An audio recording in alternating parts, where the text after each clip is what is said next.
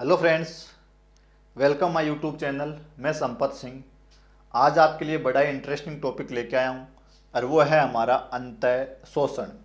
इसके महत्व बड़े ही रोचक होते हैं और बड़े इम्पोर्टेंट होते हैं।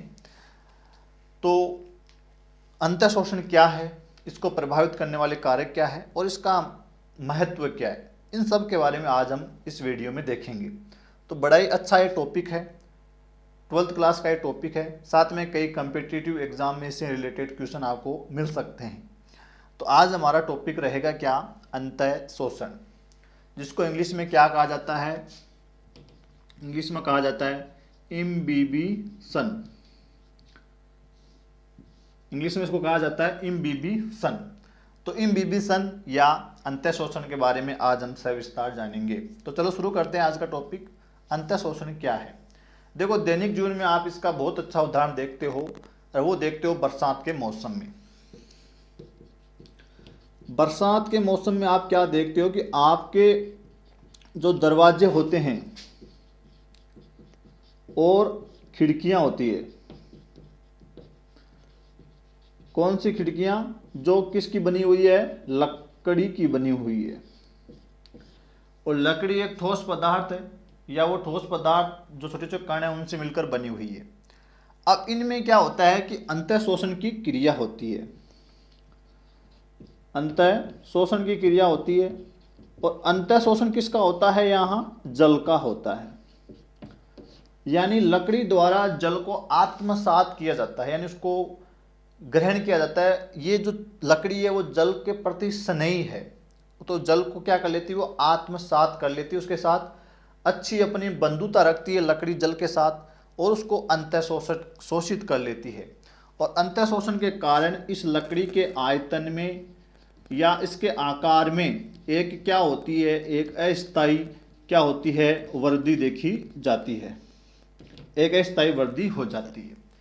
अब हमारे जो दरवाजे खिड़कियां लगी हुई है उसका एक निश्चित एक साइज होता है, लेकिन बरसात के दिनों में जब खुले आपके होते हैं दरवाजे खिड़कियां, वो क्या होते हैं, मौसम में क्या हो जाते हैं, बरसात के मौसम में जल से भीग जाते हैं और जल के प्रति जो लकड़ी के जो कण हैं वो स्नेही होते हैं और जल को आत्मसात कर लेते हैं, यानी अंतः शोषण कर लेते हैं।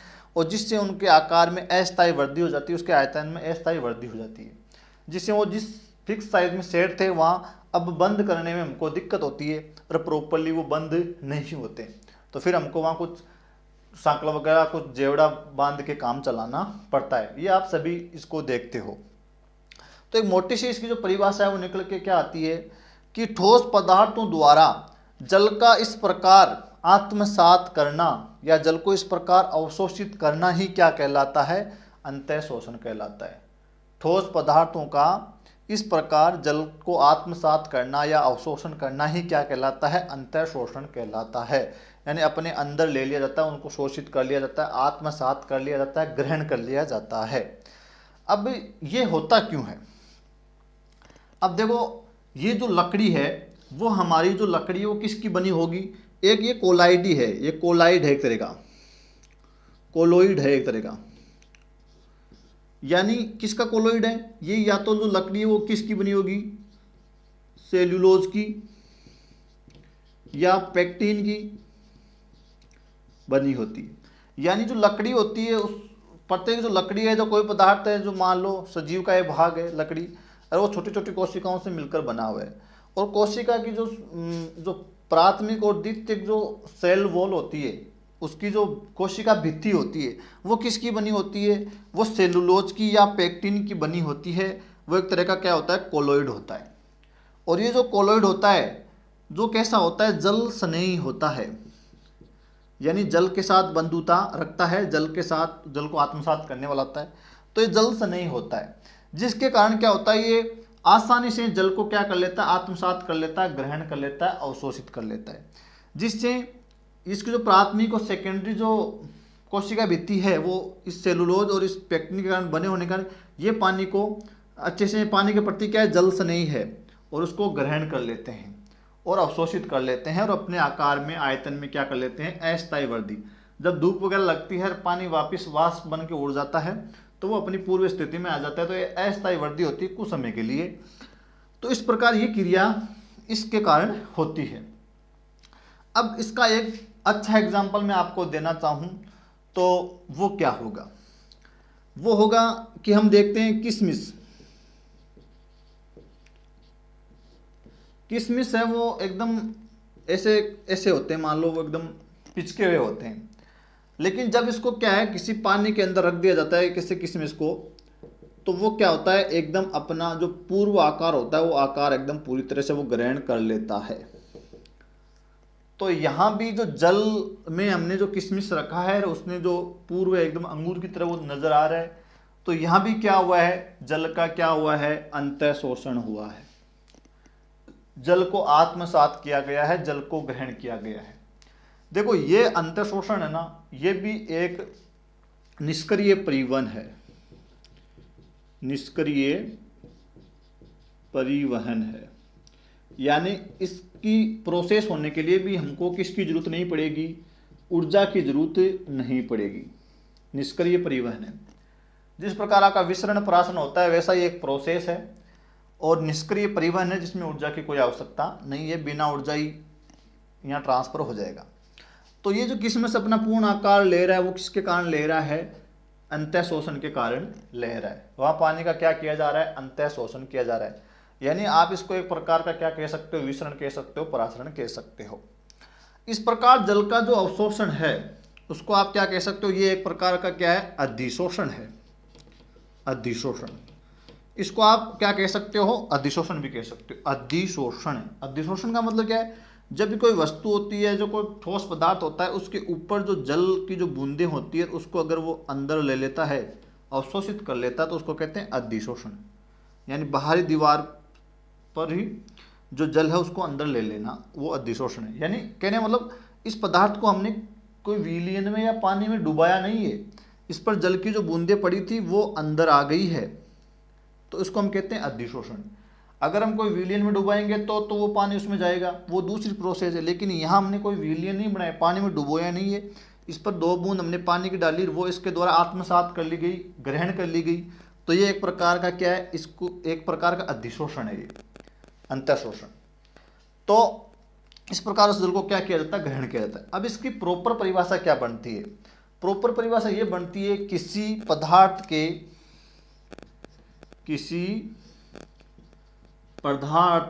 के ठोस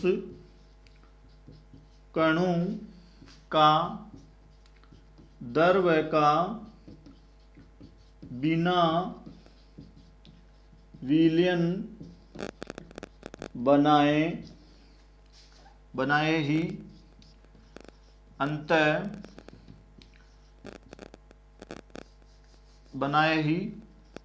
जल का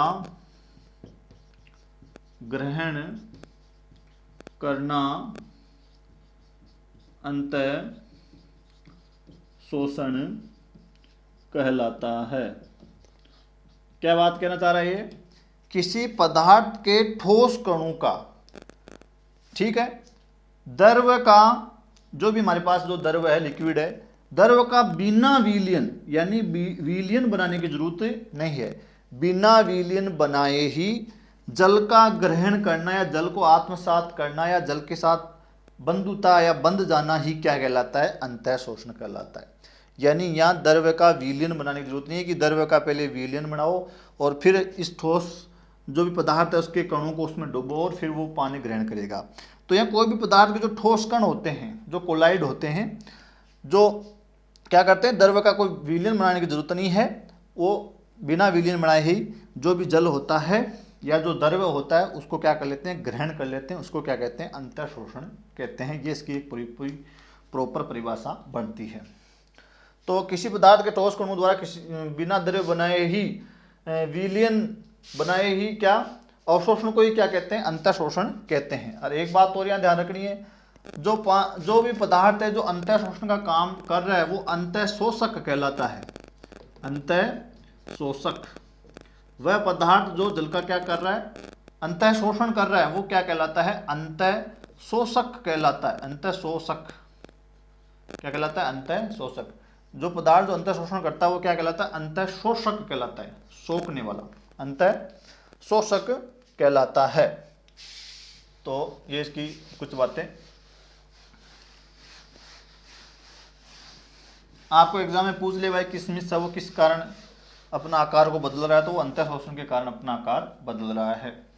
ठीक है, चलो नेक्स्ट लेते हैं। और मैंने पहले बता दिया एक विशेष प्रकार का क्या है, विसरण या परासरण है, लेकिन वहाँ विलयन वगैरह विलायक वगैरह चाहिए, यहाँ वो नहीं है, ये एक प्रकार का अधिशोषण है, विलयन बनाने की कोई जरूरत नहीं पड़ती है।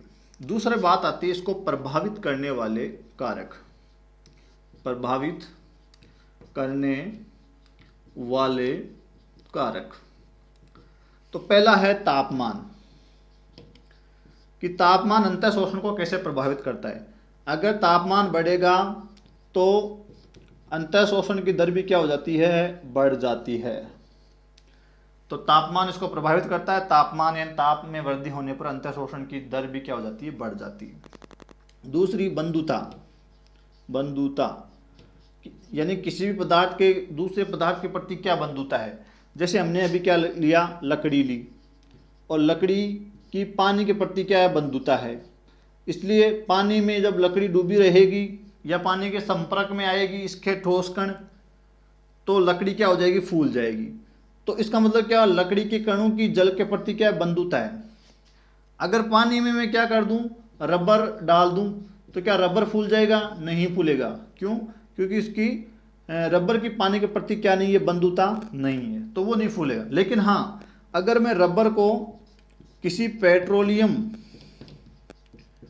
पेट्रोलियम या केरोसिन, मिट्टी का जो तेल होता है, उसमें डुबो दूंगा या उसके संपर्क में आएगा, तो रबर में भी अस्थायी वृद्धि हो जाएगी, रबर भी क्या हो जाएगा, फूल जाएगा। किसके कारण फूल जाएगा, अंतः शोषण के कारण रबर भी यहां क्या हो जाएगा, फूलेगा।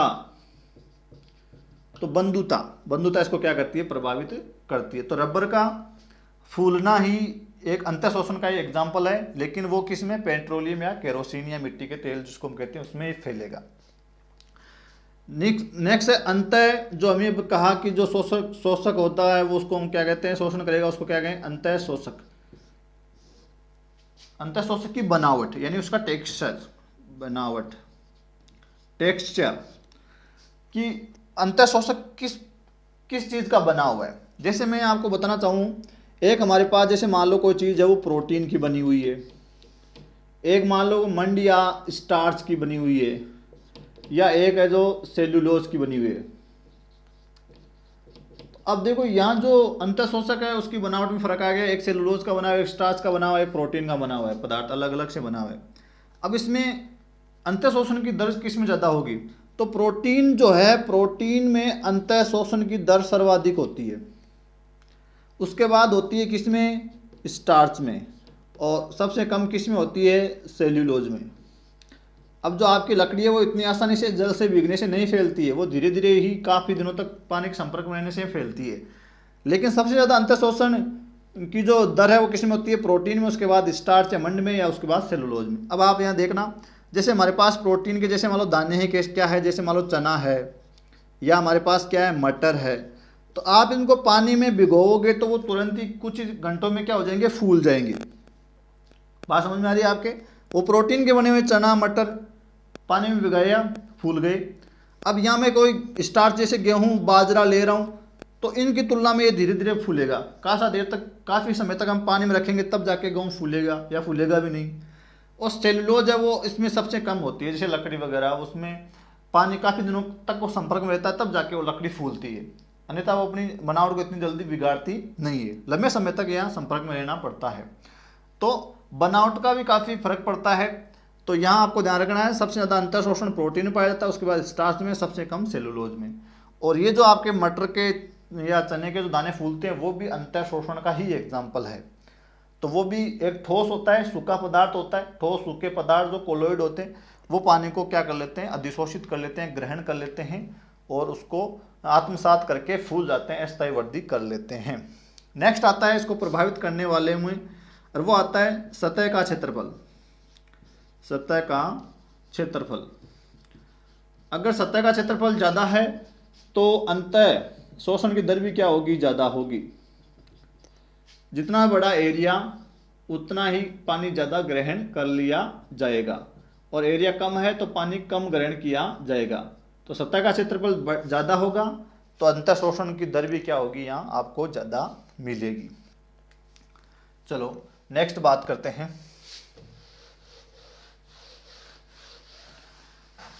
तो ये कुछ प्रभावित करने वाले कारक है जल के साथ बंधुता और तापमान, बनावट, ये सब, और सतह का क्षेत्रफल और जल विभव में अंतर के कारण भी इसमें सब देखा जाता है। अब बात करते हैं क्या अंतर शोषण का महत्व, इसका क्या महत्व है। ये बड़ा ही इम्पोर्टेंट और मज़ेदार है महत्व इसके। पहला जो इम्पोर्टेंट इसका महत्व आता है वो बीज अंकुरण में आता है। बीज अंकुरण में यह आपको पूछा जा सकता है कि बीज अंकुरण में कौन सी विधि अपनाई जाती है, अंतर शोषण अपनाया जाता है। बात को समझना, जैसे हमारे पास ये बीज है, क्या है, बीज। अंदर की जो इसकी भाग होता है उसको हम गिरी कह सकते हैं, गिरी, जो किसका बना होता है, या तो प्रोटीन का मिलेगा या आपको स्टार्च का मिलेगा।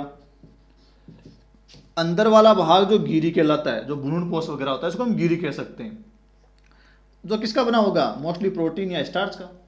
और बाहरी जो आवरण होता है इसका, वो बना होता है मोस्टली किसका, सेल्यूलोज का। सेल्यूलोज एक कार्बोहाइड्रेट का प्रकार है। अब ज़्यादा पानी अवशोषण कौन करेगी, गिरी, क्योंकि गिरी किसकी बनी हुई, प्रोटीन या स्टार्च की। और आवरण क्या पानी करेगा, कम ग्रहण करेगा, क्योंकि वो किसका बना है, सेल्यूलोज का, भी हमने देखा। तो ये पानी ज़्यादा ग्रहण करती है गिरी, तो ये ऐसा इसमें वृद्धि होती है, ये फूलती है। और ये जो दबाव है वो किस पर महसूस किया जाता है, आवरण पर। और आवरण खट यानी क्या हो जाता है, खुल जाता है, ओपन हो जाता है, आवरण फट जाता है अंदर वाले दबाव के कारण। अंदर दबाव क्यों लगा, क्योंकि प्रोटीन से बनी हुई अंदर जो भ्रूणपोष वगैरह गिरी है, जो प्रोटीन से बने, तो पानी को ज़्यादा ग्रहण करेगी, ज़्यादा फूलेगी। और वो भारी आवरण सेलुलोज का बना हो तो कम फूलेगा। तो वो क्या है कि वो दाब लगाएगी, फूलेगी, और इसको तोड़ आवरण टूट जाएगा आसानी से। और इसका जो मूलांकुर है वो सीधा ही भूमि के अंदर चला जाएगा और प्रांकुर बाहर निकल के आ जाएगा।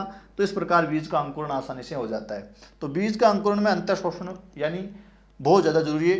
यानी बीज जब सूखी जगहों में आपका अंकुरित नहीं होगा, जब उसको नमी मिलेगी, जब उस पर पानी अधिशोषित होगा, जब पानी उसके संपर्क में आएगा, तब जाके उसका क्या होगा, अंकुरण होगा। दूसरा इसका महत्व देखें तो वो है जड़ों द्वारा जल का अवशोषण की जो प्रारंभिक चरण है वो अंतर शोषण से ही प्रारंभ होता है।